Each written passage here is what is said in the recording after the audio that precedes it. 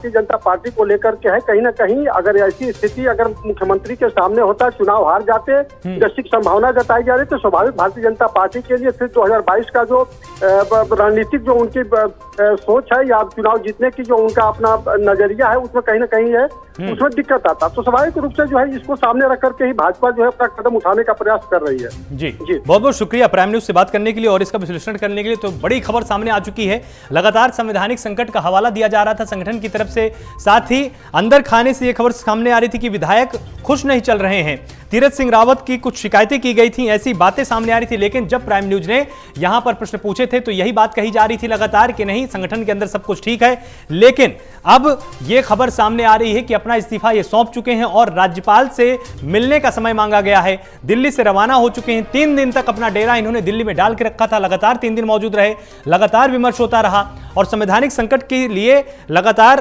Prime news ने आप सबको खबरें दिखाई थी कि जिस तरह से 2 विधानसभा सीटें इस समय उत्तराखंड प्रदेश में खाली हैं, तो इस पहाड़ प्रदेश में गंगोत्री और हल्द्वानी, इन दोनों सीटों पर चुनाव कराया जाना चाहिए था, उपचुनाव होना था। लेकिन यह निर्वाचन आयोग के विवेक पर ही निर्भर है कि वो इसकी अनुमति देते हैं या नहीं देते हैं। और आपको याद होगा 10 मार्च को तीरथ सिंह रावत ने अपना पदभार ग्रहण किया था और 10 सितंबर से पहले इनको किसी भी एक विधानसभा से विधानसभा का सदस्य बनना अनिवार्य है। 6 माह के अंदर चुनाव में होना चाहिए, तभी किसी भी मंत्री पद पर कोई भी एक विधायक रह सकता है, जो शर्तें अभी तीरथ सिंह रावत पूरी नहीं कर रहे हैं। इन्हीं तमाम कैटेगरियों को देखते हुए, इन शर्तों को देखते हुए शायद यहां पर संगठन ने बड़ा फैसला लिया है और लगातार अंदर खाने से विधायक भी कुछ नाराज थे। सारी चीजों को मिला जुलाकर अब केंद्रीय संगठन ने, आला कमान ने बड़ा फैसला लिया है और संवैधानिक संकट का हवाला देकर इस्तीफा दिया गया है। हमारे साथ जितेंद्र पेटवाल लगातार जुड़े हुए। तो जितेंद्र, जिस तरह से गंगोत्री और हल्द्वानी की बात की जा रही थी, अगर मान लीजिए उपचुनाव होते तो क्या वहां पर इनकी दावेदारी मजबूत थी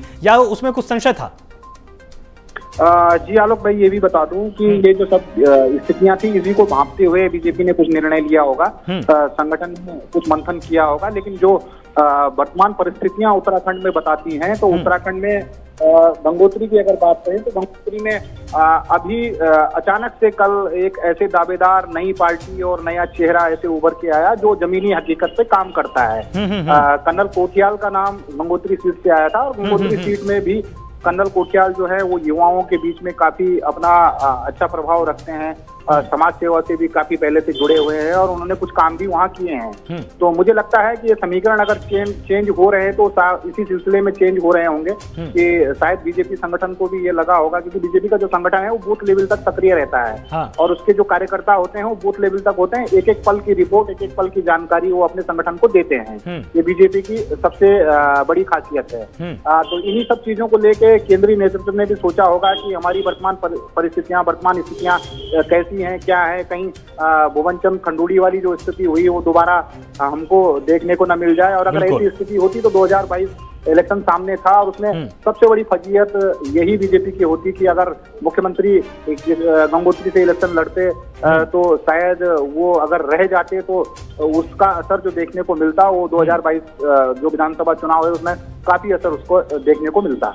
तो ये सब चीजों को उन्होंने भांपा होगा, देखा होगा, उसका अनुमान लगाया होगा और अपना भी कुछ उन्होंने जमीनी हकीकत को तलाशा होगा। तो मुझे लगता है कि ये सब समीकरण बन रहे थे। संभवतः कि मुख्यमंत्री की जो जमीनी स्थिति है वो काफी मजबूत नहीं है, उसको हम काफी मजबूत नहीं मान सकते हैं कि एक तरफा ऐसा हो कि प्रदेश में बीजेपी की सरकार चल रही है और जो वर्तमान मुख्यमंत्री हैं वो कहीं से भी इलेक्शन लड़े।